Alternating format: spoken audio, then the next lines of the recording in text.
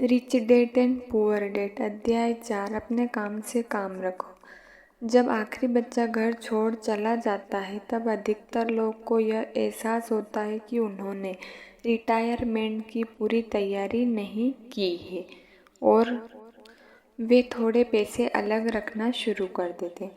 फिर उनके अपने मम्मी डैडी बीमार हो जाते हैं और उन पर नई जिम्मेदारियां आ जाती है।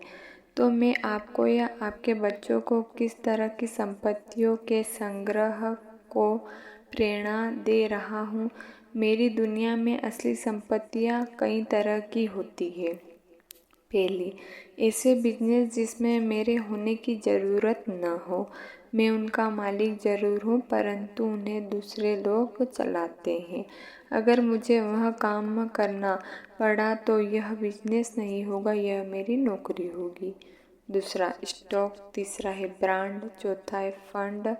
पांचवा, आमदनी देने वाला रियल एस्टेट। छठा है नोट्स। सातवां है बौद्धिक संपदा जैसे संगीत, पटकथा आदि से मिलने वाली रॉयल्टी। आठवां है और ऐसी हर चीज़ जो कीमती है, जो आमदनी देती है और जिसका मूल्य बढ़ जाता है और जिसका बाजार तैयार है।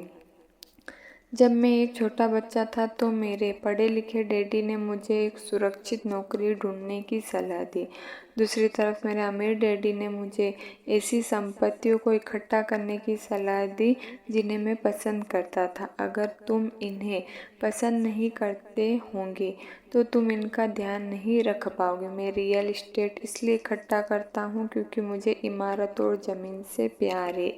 मैं इनके लिए शॉपिंग करना भी पसंद करता हूँ। मैं सारा दिन इनको निहार सकता हूँ।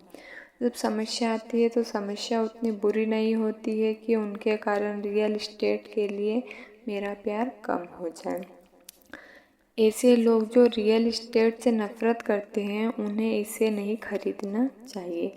मुझे छोटी कंपनियों के स्टॉक से भी प्रेम है, खासकर नई कंपनियों के स्टॉक से। इसका कारण यह है कि मैं एंटरप्रेन्योर हूँ, न कि कोई कॉर्पोरेट व्यक्ति। मेरी शुरुआती सालों में बड़े संगठनों में काम कर चुका हूँ। इन संगठनों में बिताए समय का मज़ा लिया है और मेरे पास कई सुखद यादें हैं, परंतु भीतर से मैं कंपनी में काम करने वाला आदमी नहीं हूँ।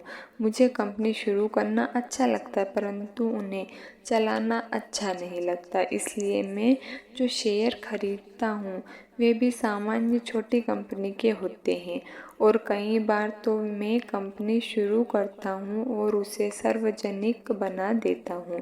नए स्टॉक के शेयर में हिस्सा चमक सकती है। कई बार नए स्टॉक में किस्मत चमक सकती है और मुझे यह खेल पसंद है। कई लोग कम पूंजी वाली कंपनियों से डरते हैं और उन्हें खतरनाक कहते हैं और वे खतरनाक है भी, परंतु खतरा हमेशा कम हो जाता है अगर आप निवेश से प्रेम करते हैं। मुझे समझना है और खेल को अच्छी तरह से जानते हैं। छोटी कंपनियों के साथ मेरी रणनीति यह होती है कि एक साल में अपने शेयर बेच दिए जाए। दूसरी तरफ मेरे रियल एस्टेट की रणनीति छोटी प्रॉपर्टी से शुरू करने की होती है। फिर मैं उस छोटी प्रॉपर्टी को बेचकर उससे थोड़ी बड़ी प्रॉपर्टी ले लेता हूँ और इस तरह अपने फ़ायदे पर टैक्स चुकाने से बचता रहता हूँ। इससे प्रॉपर्टी की वैल्यू में बढ़ोतरी होती है और सामान्य तौर पर रियल एस्टेट को 7 साल से कम समय अपने पास रखता हूँ। वर्षों तक जब मैं मरीन कॉर्प्स और जेरोक्स में था तब भी मैंने वही किया जो मेरे अमीर डैडी ने मुझे सिखाया था। मैं अपने दिन की नौकरी करता था परंतु मैं अपने काम से काम भी रखता था। मैं अपने संपत्ति वाले कॉलम में कुछ न कुछ करता रहता था। मैं रियल एस्टेट और छोटे स्टॉक्स की खरीदी भी करता था। अमीर डैडी ने हमेशा पैसे की समझ के महत्व पर जोर दिया था। जितनी अच्छी तरह से अकाउंटेंट और कैश मैनेजमेंट को समझ सकता था उतनी ही अच्छी तरह से निवेशों का विश्लेषण भी कर सकता था और आखिरकार खुद की कंपनी शुरू कर सकता था और इसे सफल बना सकता था। जब तक कि कोई पहले से ही ऐसा न सोच रहा हो। मैं किसी को अपनी कंपनी बनाने के लिए प्रोत्साहित नहीं करता। मैं जानता हूँ कि कंपनी चलाने में कितना झंझट होता है और मैं नहीं चाहता कि आप उस झंझट में फंसे। कई बार ऐसा भी समय आता है कि जब लोगों को रोजगार नहीं मिलता और उनके लिए कंपनी शुरू करना एक समाधान होता है, परंतु सफलता के अवसर बहुत कम है। 10 में से 9 कंपनियां 5 साल में डूब जाती है। पहले 5 साल में जो कंपनियां बची रहती है उनमें से भी 10 में से 9 कंपनियां बाद में बंद हो जाती है। तो अगर आपके पहले से ही अपनी कंपनी शुरू करने की इच्छा हो तभी मैं इसकी सलाह दूंगा, अन्यथा अपने दिन की नौकरी करते रहे और अपने काम से काम रखें। जब मैं कहता हूँ कि अपने काम से काम रखें तो मेरा यह मतलब है कि आप अपनी संपत्ति वाले कॉलम को ज़्यादा मजबूत बनाते रहें। एक बार इसमें $1 जाए तो वह बाहर ना निकल पाए। इसे इस तरह सोचें कि जब $1 आपकी संपत्ति वाले कॉलम में जाता है तो वह आपका कर्मचारी बन जाता है।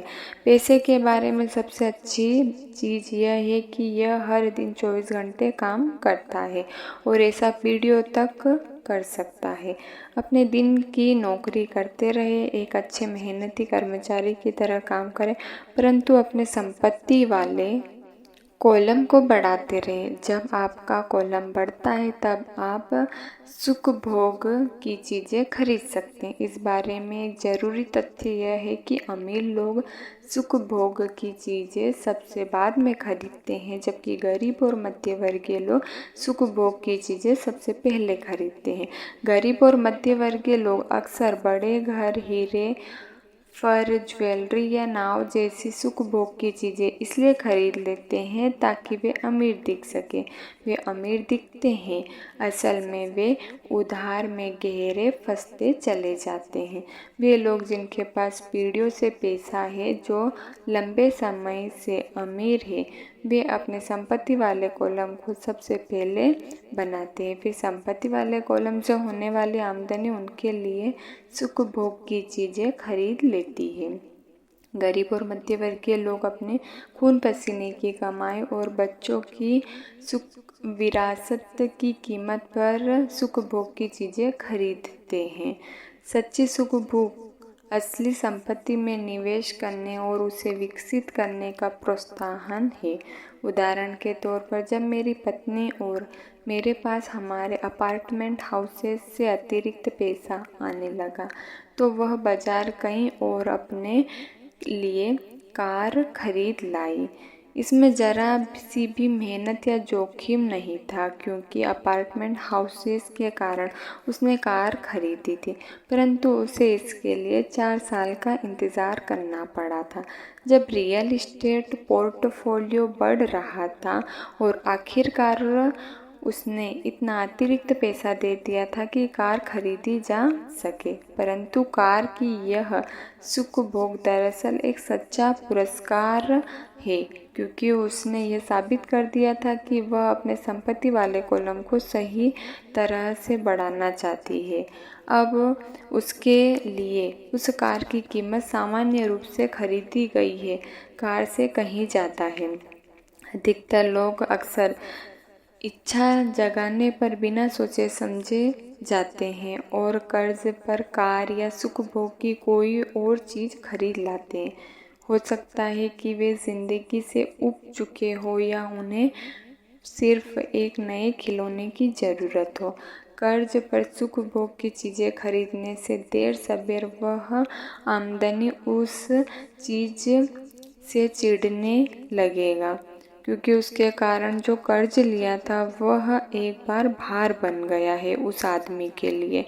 एक बार आप अपने बिजनेस को बनाना, उसमें निवेश करने का समय निकाल लेते हैं तो फिर आप उसमें जादू की छड़ी घुमा सकते हैं, जो अमीरों का सबसे बड़ा रहस्य है। यह रहस्य अमीरों को भीड़ में सबसे आगे रखता है।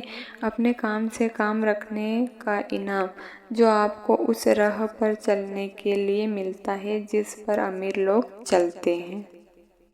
अध्याय 5वां, टैक्स का इतिहास और कॉर्पोरेशन की ताकत। मुझे याद है कि हमें स्कूल में रॉबिन हुड और उनकी सुखी गिरोह की कहानी बताई गई थी।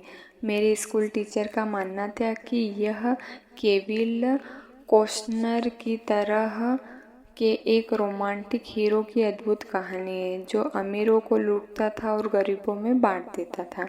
मेरे अमीर डैडी की नज़र में रॉबिन हुड हीरो नहीं था, वे उसे बदमाश मानते थे।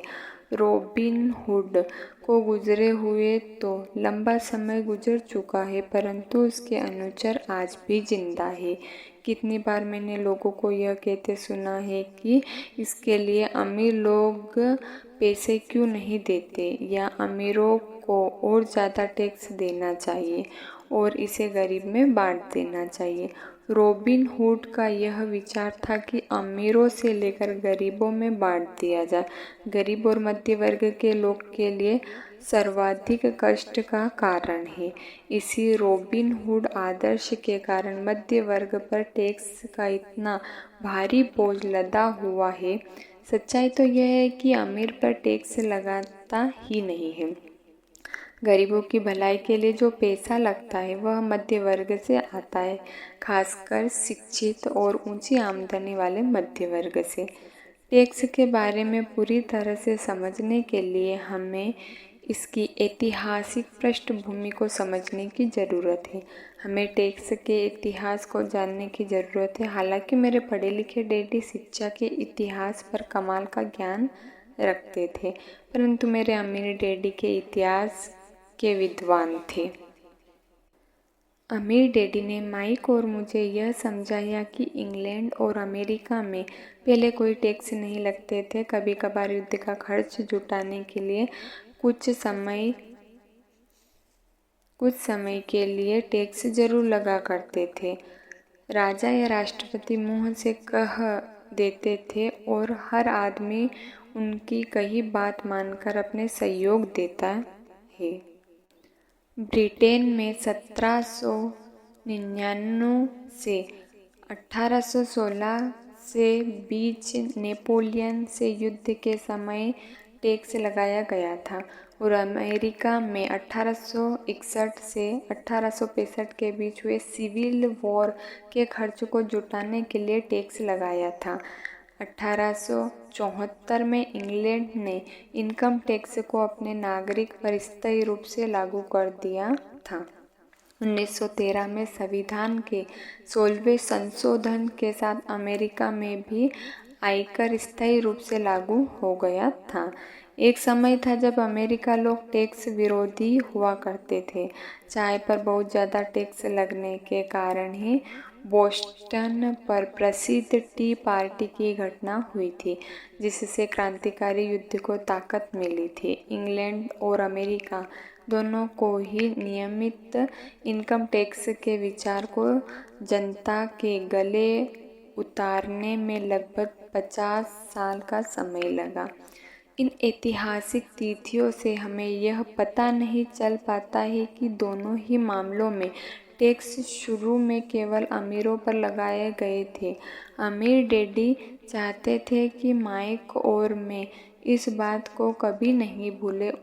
उन्होंने स्पष्ट किया कि टैक्स का विचार लोकप्रिय बना और उसे अधिकतर लोगों ने सिर्फ इसलिए माना क्योंकि उन्हें यह बताया गया है कि टैक्स अमीरों को सजा देने का और मध्य वर्ग तथा गरीबों को मदद देने का साधन है।